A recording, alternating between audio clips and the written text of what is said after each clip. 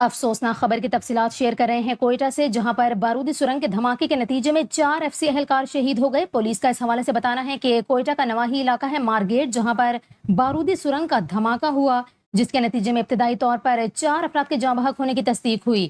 Police کا یہ بتانا ہے کہ دھماکے کے نتیجے میں 3 افراد زخمی بھی ہوئے، جنہیں فوری طبی امداد کے لیے ہسپتال منتقل کر دیا گیا۔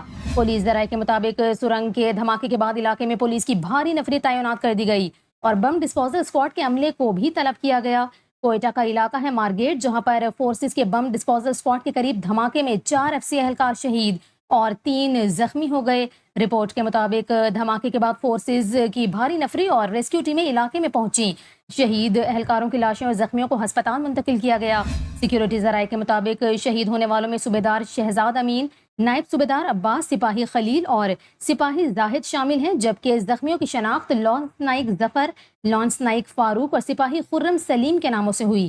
ذرائع کا اس حوالے سے بتانا ہے کہ فورسز کی بھاری نفری نے علاقے کو گھیرے میں لیا، تحقیقات اور ملزمان کی تلاش شروع کر دی گئی۔